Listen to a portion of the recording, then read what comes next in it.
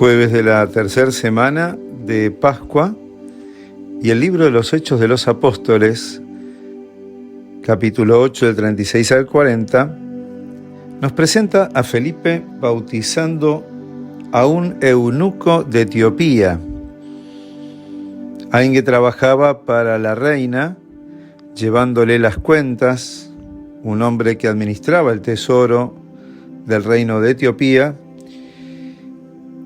y que iba a adorar a Jerusalén. O sea, su corazón estaba en la búsqueda de Dios. Llevaba con él un rollo del profeta Isaías, que en aquellos tiempos también era una cosa muy costosa. El profeta Isaías, que vivió 500, 600 años antes de Cristo. Y el Espíritu le habla a Felipe que baje a Samaria y a Gaza. Quedaba al sur de Jerusalén, pero Samaria era un pueblo de marginados, separado incluso de la comunidad judía porque tenía una historia de haberse apartado de Dios, de ser un pueblo de paganos, y recordamos cómo Jesús no se hablaba, los judíos no se hablaban con samaritanos, y Jesús habla con la samaritana y tiene ese largo diálogo, y también con otros más. Pero sabe que al mismo Jesús muchas veces no lo recibieron bien.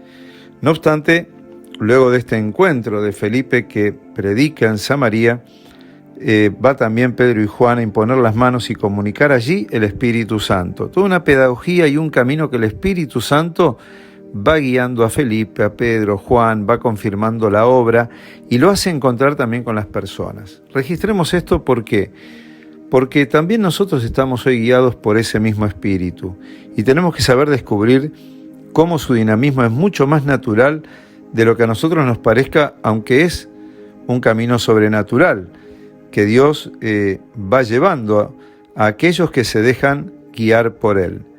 El Evangelio de hoy nos dice: todos serán instruidos por Dios. Y esto se va cumpliendo de esta manera. En la misión que tiene Felipe, que tienen los apóstoles, en ese corazón grande de este etíope que busca a Dios, evidentemente se va cumpliendo que Dios quiere llenar el corazón de cada uno de los fieles y también el de cada uno de nosotros. También Jesús les había dicho que iban a predicar el Evangelio hasta los confines de la tierra, y Etiopía significaba para aquellas épocas algo también de los confines de la tierra, aunque también el ser eunuco era considerado como inaceptable para la gente judía. Este hombre representa a un hombre marginal. Sin embargo, el Espíritu lo guía allí también a esas fronteras culturales y sociales, y los apóstoles van acostumbrándose a vencer todos los prejuicios humanos.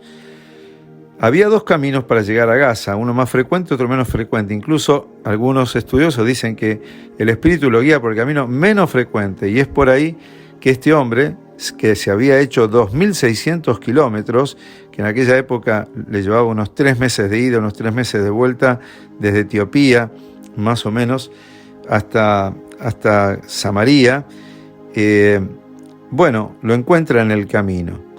Allí le pregunta qué significa este texto que él venía leyendo, que Isaías decía que como cordero fue llevado al matadero, como oveja muda ante el esquilador, así abre su boca y en su humillación no se le hizo justicia.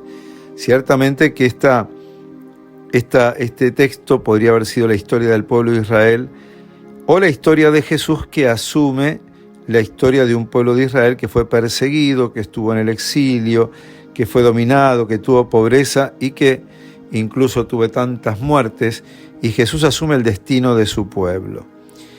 ¿Acaso hoy también este cordero llevado al matadero, oveja muda ante el esquilador, no representa las grandes masas de personas hoy víctimas de tantas injusticias, corrupciones, regímenes totalitarios, todas estas desigualdades creadas en nuestro tiempo? Esta es la suerte que Jesús encarna, y a este pueblo también Jesús le quiere anunciar la buena noticia, como lo hizo Felipe. Felipe se encuentra con el etíope que lo invita a subir a su carro y que le explique, y cuando encuentran agua, ahí le pide la gracia de ser bautizado. Este libro tan antiguo le alumbra el presente y se convierte en buena noticia para este hombre. En esta sociedad media líquida que renuncia a lo sólido, a lo recibido, a la historia, a lo heredado, este Evangelio también nos muestra que la tradición es la salvaguarda del futuro y no la custodia de las cenizas, como lo cita el Papa Francisco a Mahler, que utilizó esta expresión. Tenemos que saber que las cosas firmes de la tradición que hemos recibido son sabidurías que alumbran el presente y el futuro de lo que tenemos que vivir. Hoy también tenemos que saber que Dios nos puede hablar en el encuentro con los demás, como el de Felipe con el etíope. Los diálogos de la fe también siguen siendo actuales para que Dios nos siga instruyendo en la comunión de unos con otros. Y bueno, y así que el Espíritu Santo nos traiga esa paz y nos bendiga Dios Todopoderoso, que es el Padre, el Hijo y el Espíritu Santo. Amén.